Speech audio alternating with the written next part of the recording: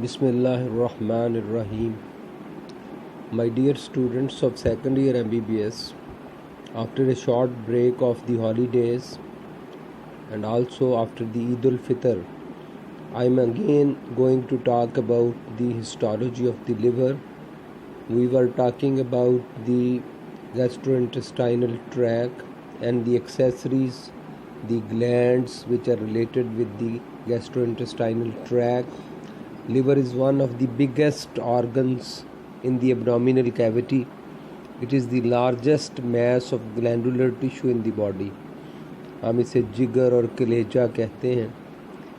And you know, in addition to a supply of arterial blood from the celiac trunk, it also receives major, that is 70% blood supply from the veins of the intestinal tract.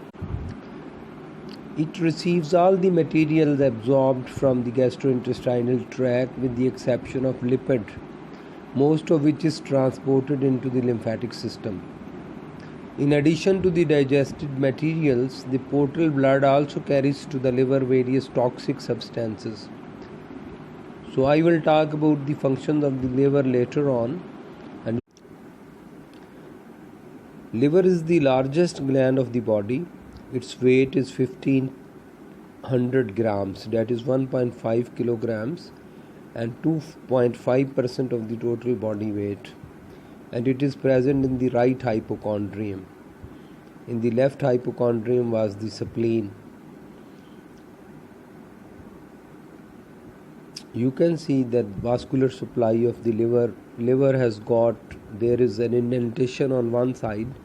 When we talk about the histology of the liver is covered by a connective tissue capsule which is made up of the collagen fibers and the elastic fibers, and it is known as the capsule of the Glissons.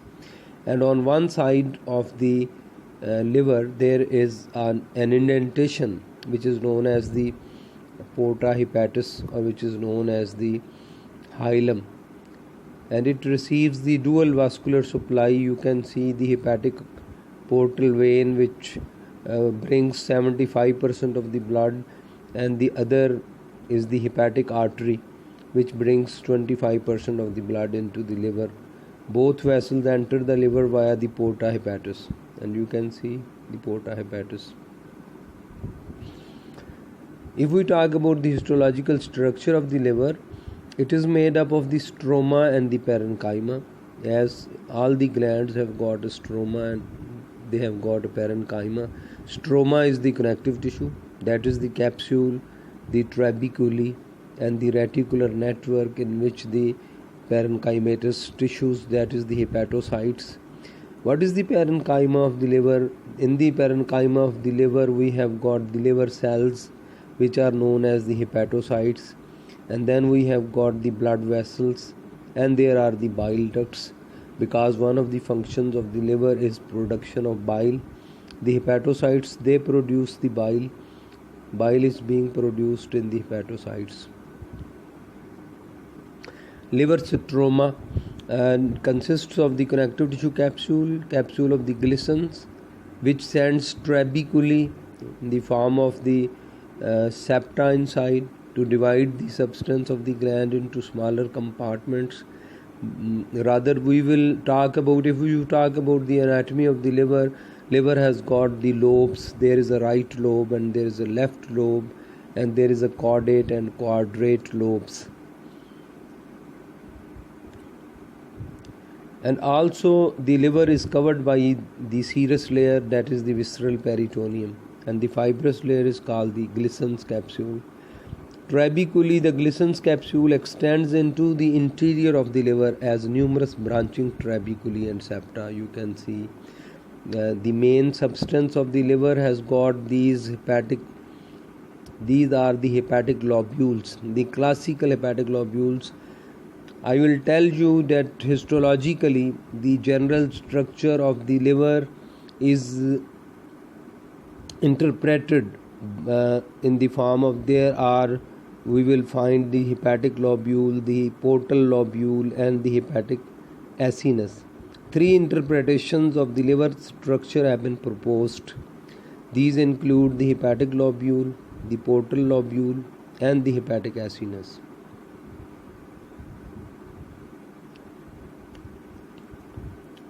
There will be a lot of reticular fibers which are supporting connective tissue of the liver, line the sinusoids, because in the hepatic lobule there are sinusoids which contain the blood which is coming from the hepatic artery and the portal vein, and the flow of the blood is centripetal, that is blood is traversing from the periphery of the hepatic lobule towards the central vein. When we see under the microscope, we will find there are roughly pentagonal or hexagonal structures which are known as the hepatic lobules. And these hepatic lobules, according to the classical concept of the liver structure, the liver substance is described to consist of numerous hepatic lobules. Each hepatic lobule is shaped roughly like a polyhedral prism, measuring about 1 millimeter in width and 2 millimeter in length. The central structure of the lobule traversing its long axis is a central vein. So there is central vein and there are radiating cords, and these radiating cords are actually these are radiating plates of hepatocytes. When we see in a three-dimensional picture, you will find that these radiations or radiating cords are nothing but these are the plates of hepatocytes. The hepatocytes are just like the single brick wall. They are located, and in between these hepatic plates there are the blood vessels which are known as the hepatic sinusoids. These plates of hepatocytes radiate from the central vein to the perimeter of the lobule. The plates are 1 cell thick and are separated from each other by the hepatic sinusoids. जब हम light microscope के नीचे देखते हैं cross section में hepatic lobules हमें hexagonal या pentagonal नज़र आते हैं, लेकिन in the human being these hepatic lobules are not very well demarcated. Rather, these are roughly oval in outline. But in the case of the lower animals like the camels and other mammals, you will find a hexagonal, that is, it is clearly demarcated, surrounded by a thick connective tissue capsule.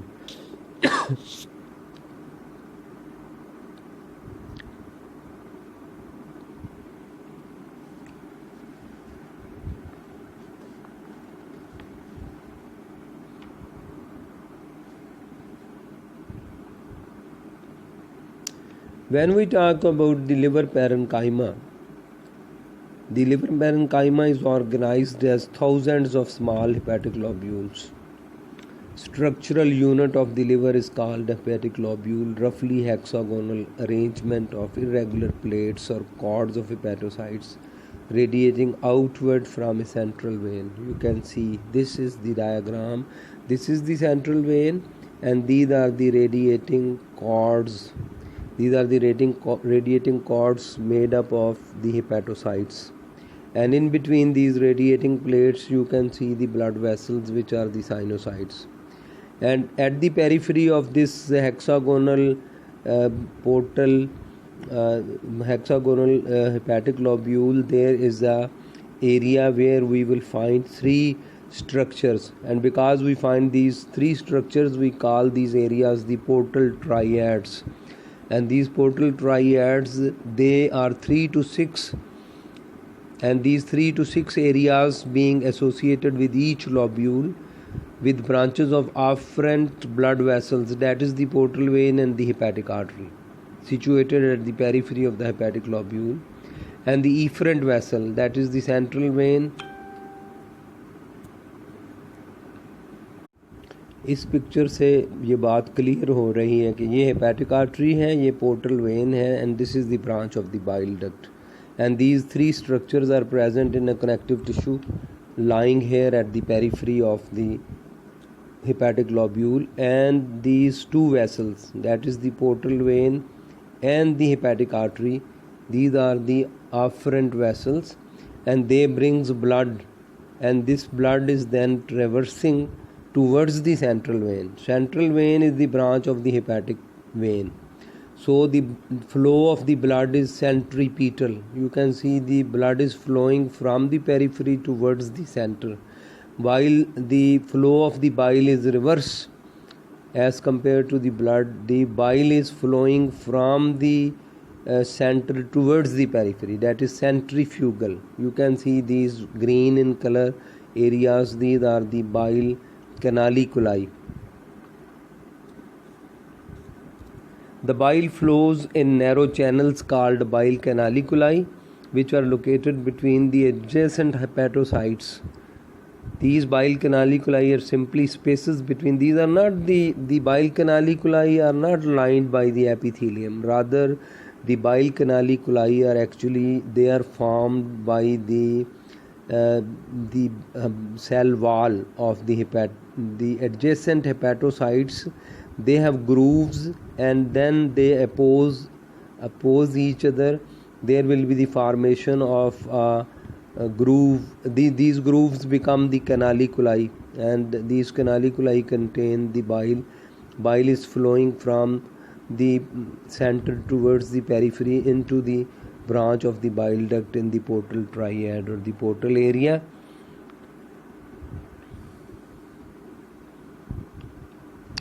Now, this is the concept of the liver lobule. You can see there are three. I have told you that there are three interpretations of the parenchymatous tissue or the histological structure of the liver. There is a classical hepatic lobule, there is a term called the portal lobule, and there is a hepatic acinus of Rappaport. You can see in this diagram, this is the hepatic lobule, which is a classical area and is hexagonal or pentagonal, surrounded by connective tissue, and this is actually the area which is being drained by the central vein, which is present in the center of this lobule. And there are radiating cords. You can see the radiating cords, which are the hepatic plates actually. And if we talk about the portal lobule is the interpretation of the liver structure, and it is based exclusively on its exocrine function, that is the production of the bile. A portal lobule has its center a portal area and consists of tissues draining bile into the bile duct of that portal area. Can you see this triangular area? This triangular area, which has got its three corners, there are the bile ducts. Such a lobule is triangular in cross section, contains parts of three adjoining hepatic lobules, and a central vein is present at the periphery at each of its three corners. And if we talk about this pyramidal shaped or this diamond shaped structure, this structure is called the hepatic acinus of Rappaport. This is another way of subdividing the liver tissue into functional units. A hepatic acinus of Rappaport is the area of liver parenchyma which surrounds a terminal branch of a portal vein. These are the terminal branches of the portal vein.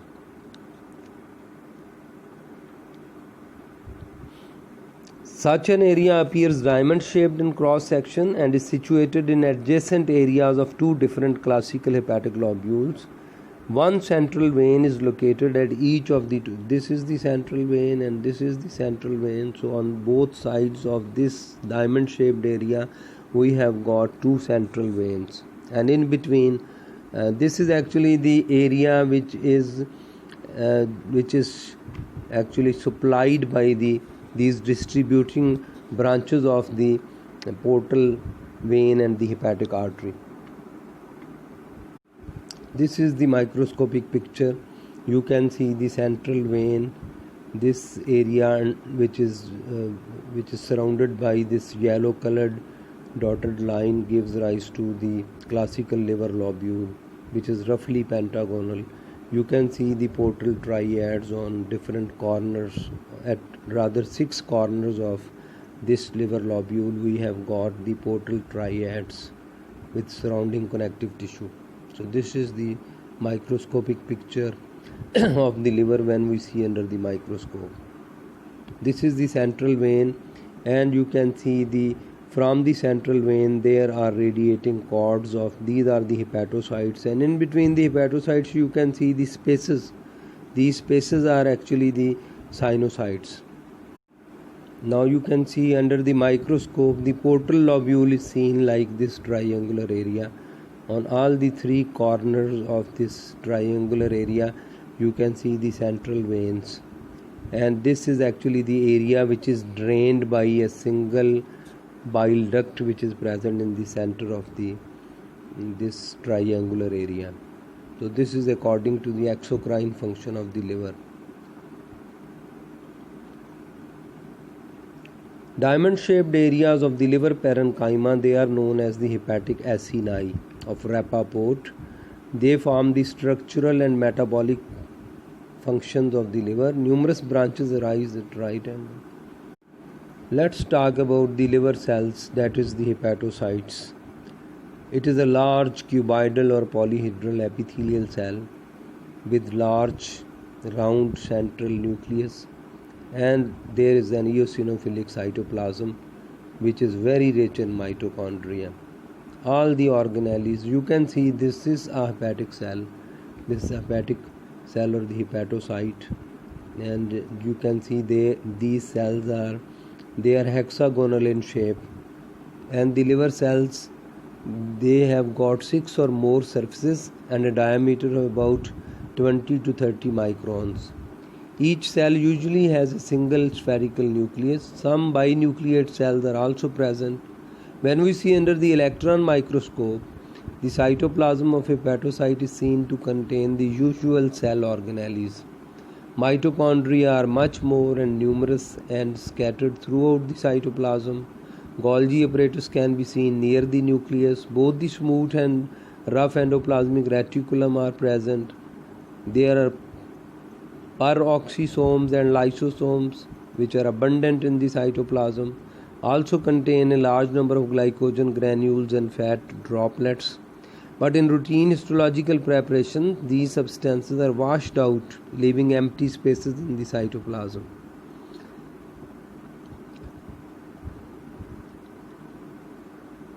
Within a liver plate, the lateral surfaces of hepatocyte are related to blood sinusoids, while the remaining surfaces are closely applied to the adjacent liver cells.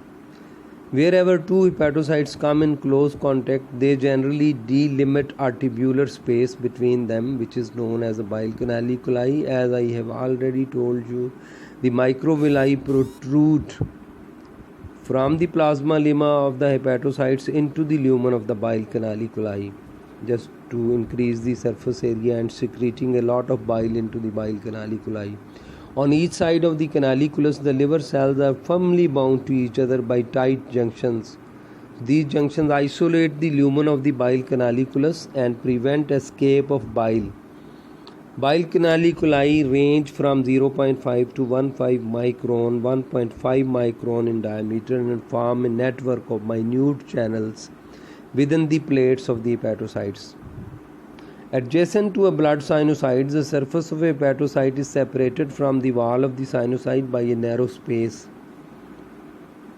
that contains very fine reticular fibers and blood plasma. This space is called perisinusoidal. This is the perisinusoidal space. You can appreciate the perisinusoidal space. This is also known as the space of Dicey. The plasma membrane covering the sinusoidal surface of the hepatocyte shows long microvilli which project into the perisinusoidal space. Let's talk about the functions of the liver. As I have told that this is a big organ in the body, and this is the biggest gland, that is 1.5 kilograms in weight. It has got digestive and metabolic functions. The synthesis and secretion of bile. bile is being produced in the hepatocytes and secreted by the bile canaliculi through the bile ductules and the branches of the bile duct, and these bile ductules, they join together to gives rise to the major right and left hepatic ducts. These right and left hepatic ducts join together to give rise to the common hepatic duct, and then common hepatic duct along with the cystic duct, it enters in. The functions of the liver are digestive and metabolic. The synthesis and secretion of bile. I have told you that bile is being produced in the hepatocytes, and through the bile canaliculi, the bile is running centrifugally, and it is then entering into the portal triads in the branch of the bile duct. The storage of glycogen and lipid reserves, another function of the liver. It also maintains the normal blood glucose, amino acids and fatty acid concentration. There is synthesis and release of cholesterol, which is bound to transport the proteins. Inactivation of the toxins.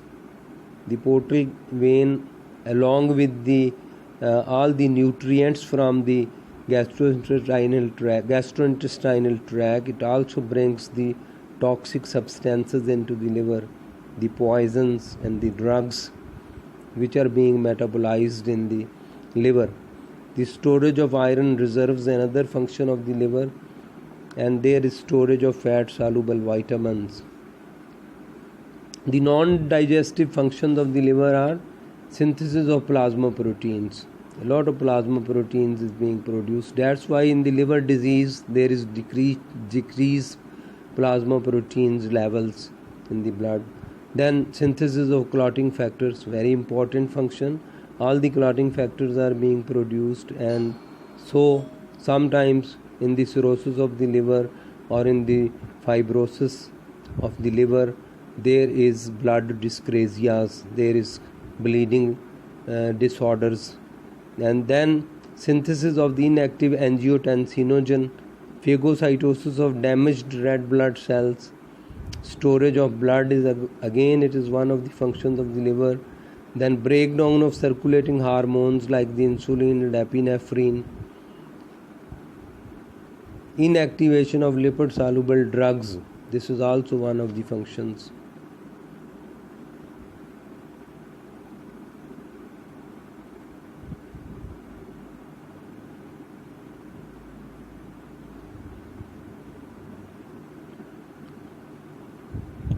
What is the portal triad? Portal triads, also called portal areas or the portal canals, these are located at the corners of the liver lobules. Each portal area contains 3, hence the term portal triad, more or less conspicuous tubular structures, all wrapped together in connective tissue. There is a branch of the bile duct, there is a branch of the portal vein, that is interlobular vein, and there is a branch of the hepatic artery, that is interlobular artery. You can see the hepatic artery, bile duct and the portal vein. Sinusoidal capillaries. The hepatic sinusoids are the extensive sponge work between the plates of the hepatic cells. These sinusoids have an incomplete basal lamina. These are actually the dilated capillaries. We have talked about the capillaries, and these dilated capillaries were present also in the spleen. The sinusoids have an incomplete basal lamina, and they are lined by 2 types of cells. There are endothelial cells showing fenestrae. There are fenestrated endothelial cells, that there are pores in the wall of the endothelial cells, and these pores are not closed by the diaphragms as in the case of the other fenestrated capillaries. And also there are intercellular gaps, and there is a discontinuous basal lamina also. The Kupffer cells, these are the cells which are found on the luminal surface of the endothelial cells. These cells have larger and paler nuclei, and they show the branching processes. Kupffer cells are actively phagocytic, so belong to MPS, mononuclear phagocyte system, and their cytoplasm frequently contains the engulfed and degenerated red blood cells. There are pigment granules and iron containing granules.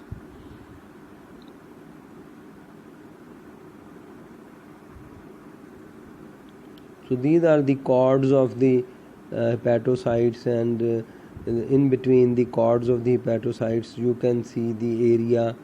This is the sinusoid. These are the blood vessels lined by the endothelial cells, which have got the gaps in between. And can you see in between the cell membrane of the hepatocyte and the endothelial lining of the sinusoid, we have got this space of Deci. The perisinusoidal space, or the space of Deci, it contains the microvilli of the hepatocytes. This is the hepatocyte wall of this sinusoidal perisinusoidal space. On one side has got the hepatocytes, and the hepatocytes, this domain of the hepatocytes, this have got the microvilli. They are entering into the space of Deci just to increase the surface area. And then we have got the blood plasma present here in the space of Deci, and there are processes of the Kupffer cells also. There are adipose cells present, commonly called an Ito cells. These are very important cells. They are located between some hepatocytes.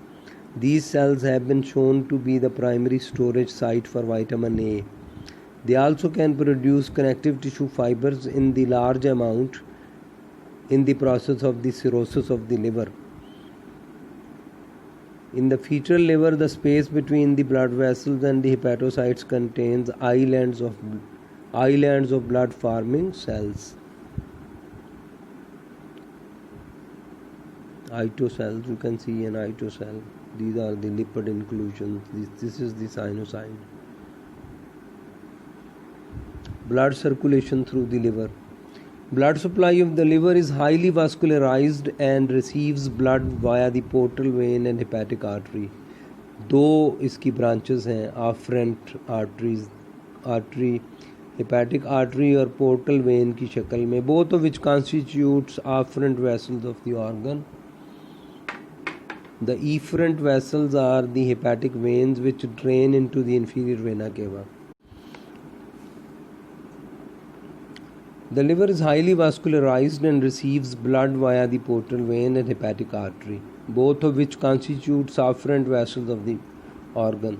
तो चुनांचे दो blood vessels के ज़रिए blood जो है वो दाखिल होता है लिवर में. पोर्टल वेन जो है वो तमाम गैस्ट्रोइंटेस्टाइनल ट्रैक्ट में 75% ब्लड लेके पोर्टा हेपेटिस के ज़रिए दाखिल होती है, और हेपेटिक आर्टरी में 25% ब्लड होता है, ऑक्सीजनेटेड ब्लड. तो दोनों ब्लड जो हैं वो दाखिल होते हैं through the porta hepatis. The efferent vessels are the hepatic veins which drain into the inferior vena cava. Portal vein conducts a large quantity of venous blood to the liver, that is 70% or 75%. After entering the liver through the porta hepatis, this vein divides into large interlobar branches. These branches divide further and gives rise to the interlobular branches that run in the portal canals as one of the three components of the portal triad, as I have already discussed. These interlobular branches of the portal vein give rise to distributing veins which run around the periphery of the lobule. From these distributing veins arise small terminal inlet venules which drain directly into the hepatic sinusoid. In the sinusoids, the blood flows centripetally towards the central vein.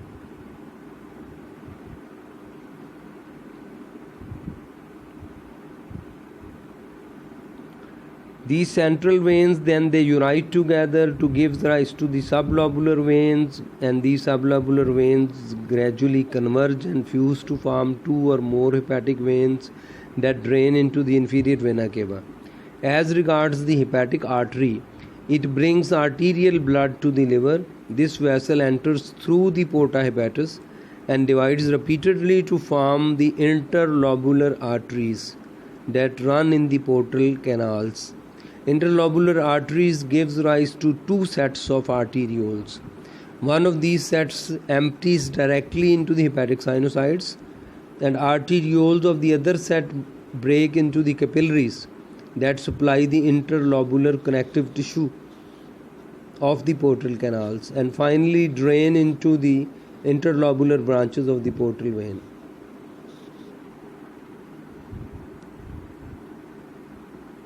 This is, you can see, this is the portal vein and this is the hepatic artery, and the blood is entering from the portal vein through these blood sinusoids.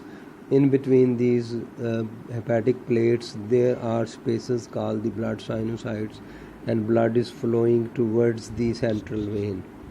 And also the hepatic artery which has got the arterial blood, it is also mixing with the blood from the portal vein in the sinusoids and entering into the central vein.